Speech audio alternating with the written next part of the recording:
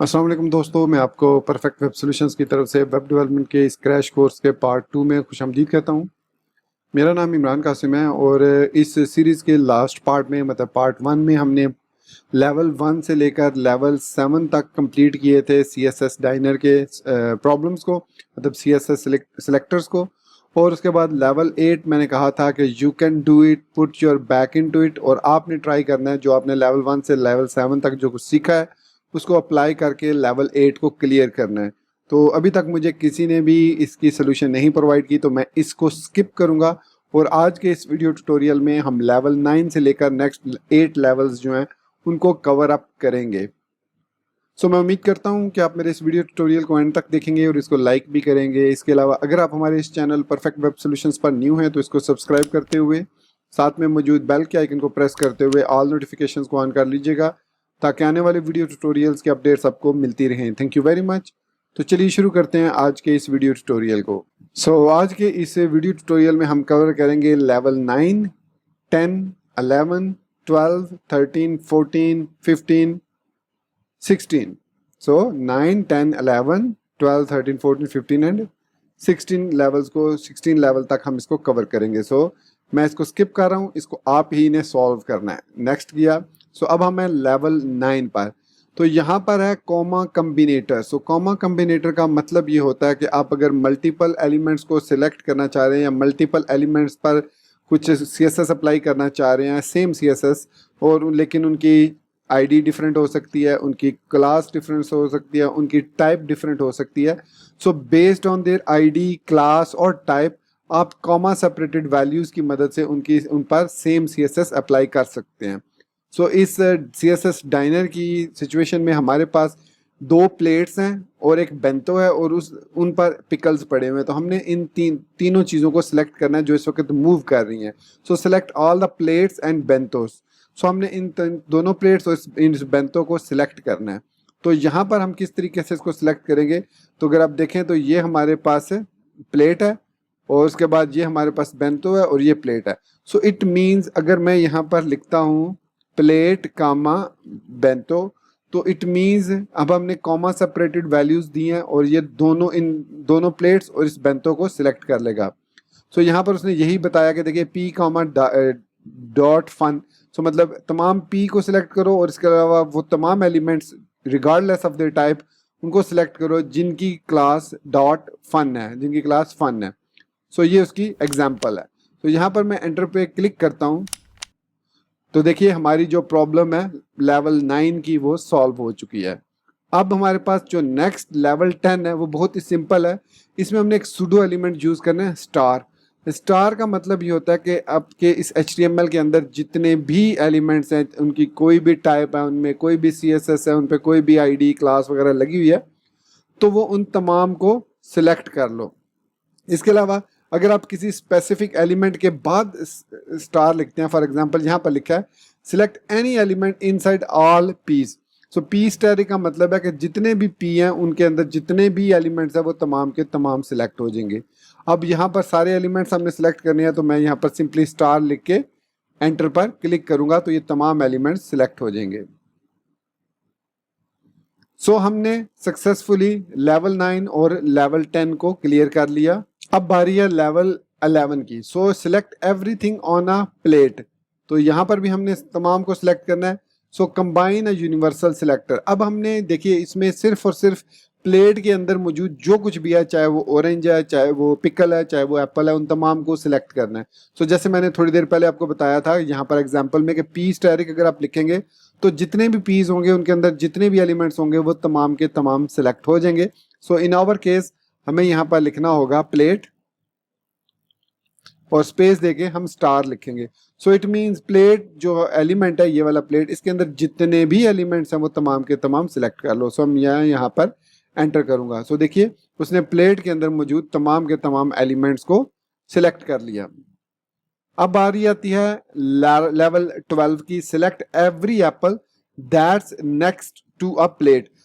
इसका मतलब यह है कि यहाँ पर हमारे पास एक प्लेट है, ये देखिए ये प्लेट है यहाँ पर, और इससे नेक्स्ट एक एप्पल है, फिर एक प्लेट है, फिर एक एप्पल है।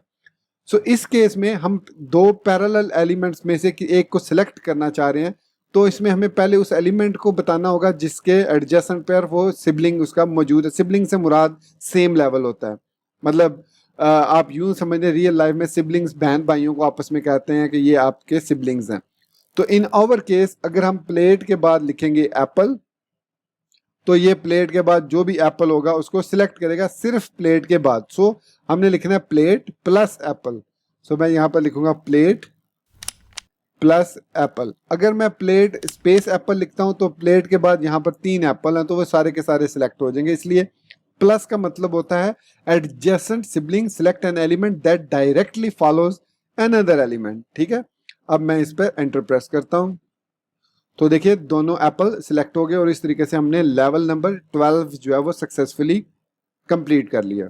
सो अब है बारी लेवल 13 की। सो लेवल 12 में हमने a प्लस बी किया था और लेवल 13 में a और टिल्डा साइन और b। सो ये होता है general sibling selector, select element that follows another element. So you can select all siblings of an element that follow it. This is like the adjacent selector plus a plus b, except it gets all of the following elements instead of one. So a plus b में वो adjacent element एक को select करता है, लेकिन a जब tilde sign और b use करेंगे so it will select all the elements. So ये चीज़ आपने ध्यान में रखनी है कि उसके बाद के जितने elements हैं। So it means हमने अब select किसको करना है, इस बेंतो के बाद ये जो 2 pickles हैं इनको सिलेक्ट करना है। सो अगर मैं यहां पर लिखता हूं पिकल बेंतो और इसके बाद मैं डालता हूं टिल्डा साइन और फिर मैं लिखता हूं पिकल, तो क्या होगा, ये दोनों सिर्फ पिकल सिलेक्ट होगी क्योंकि ये जो पिकल है, ये 2 जो पिकल हैं ये प्लेट के अंदर है। सो इट मीन मैं प्लेट को टारगेट नहीं कर रहा, मैं सिर्फ पिकल्स को टारगेट कर रहा हूं जो कि बेंतो के एडजेसेंट हैं। सो bento tilde sign tilde sign ये वाला और उसके बाद पिकल लिखूंगा। सो ये दोनों पिकल सिलेक्ट हो जाएंगी। सो इस तरीके से हमने लेवल 13 को भी कंप्लीट कर लिया। अब कह रहा है कि select the apple directly on a plate. So ऐसे एलिमेंट को सिलेक्ट करना है जो कि डायरेक्टली ऑन प्लेट है, इसके लिए हम यूज करते हैं चाइल्ड सिलेक्टर। चाइल्ड सिलेक्टर और एडजेसेंट में ये फर्क होता है कि चाइल्ड जो होता है वो उस एलिमेंट के अंदर मौजूद एलिमेंट है। यहाँ पर अगर आप देखें तो प्लेट के अंदर एप्पल है, जबकि एडजेसेंट में ये प्लेट के पैरेलल प्लेट जो होती है ये एडजेसेंट होता है। ठीक है, तो प्लेट के अंदर एप्पल है। सो इट मीन्स मैं यहाँ पर लिख सकता हूँ plate greater than sign apple. So it mean plate के अंदर जो एप्पल है उसको सिलेक्ट करो। यहाँ पर प्लेट के अंदर बेंतो है, उस बेंतो के अंदर एप्पल है, ये प्लेट खाली है और ये एप्पल डायरेक्टली टेबल पर है। सो अब अगर मैं इसको एंटर करता हूं तो हमारा ये जो लेवल है ये सक्सेसफुली कंप्लीट हो जाएगा।